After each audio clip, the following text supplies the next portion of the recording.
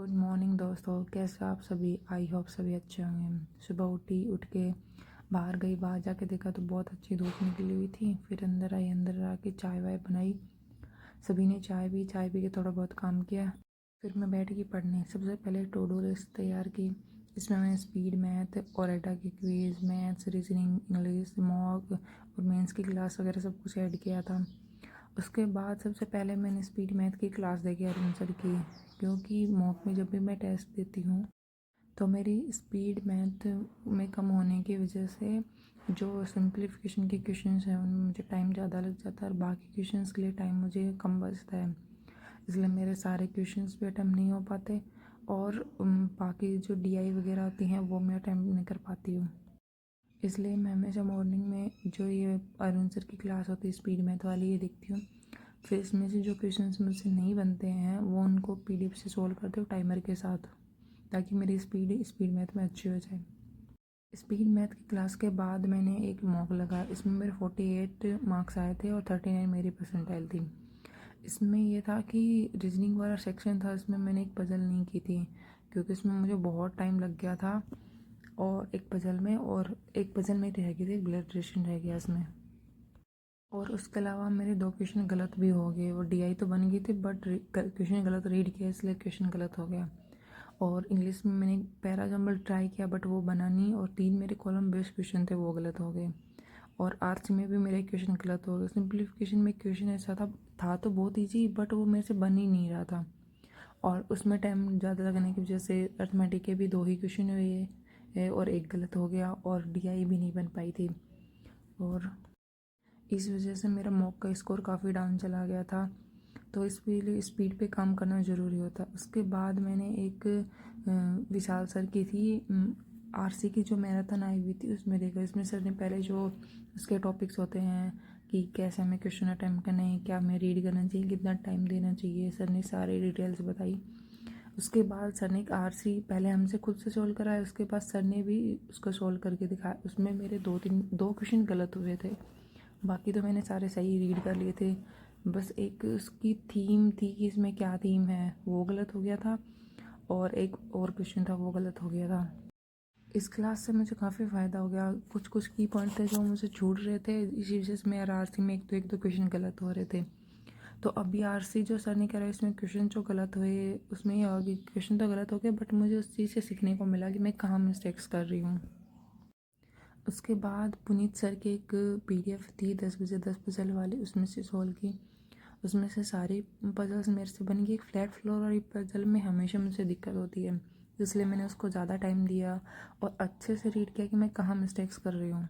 Flat floor वाली puzzle में ज़्यादातर मिस्टेक ये होती है कि हम रीड गलत कर लेते हैं, कि जैसे फ्लोर के नीचे फ्लोर है तो उसमें कोई भी सेक्शन में हो सकता है, मतलब कोई भी फ्लैट में हो सकता है, कि ज़रूरी नहीं कि जस्ट उसके नीचे वाले फ्लैट में ही हो।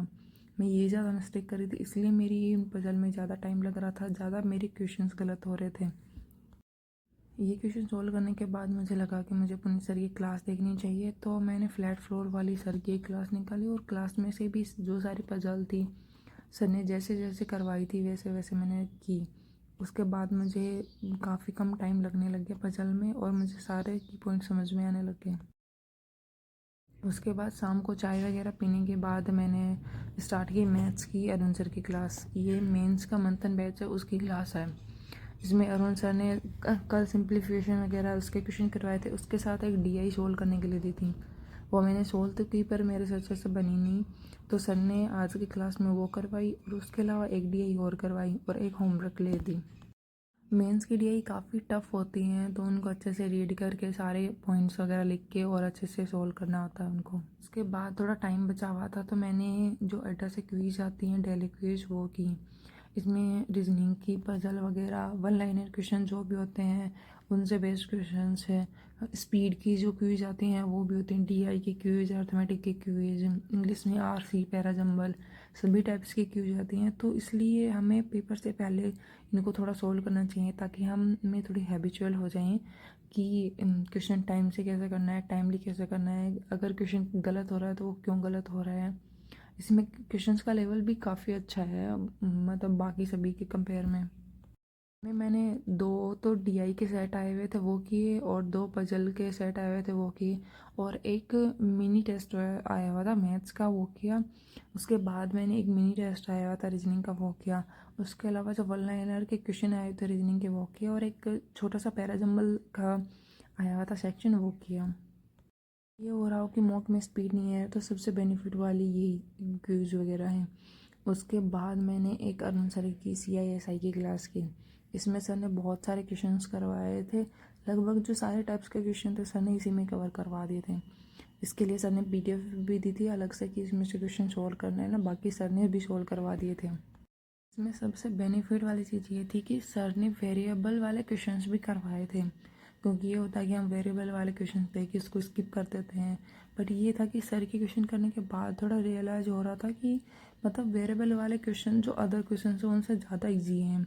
वो मतलब 30-30 सेकेंड में भी क्वेश्चन बन रहे थे मेरे। इसलिए मैंने ये था कि दोबारा से इनको PDF से सोल्व किया, और जो सर ने जो PDF दी थी सोल्व करने के लिए वो भी सोल्व की।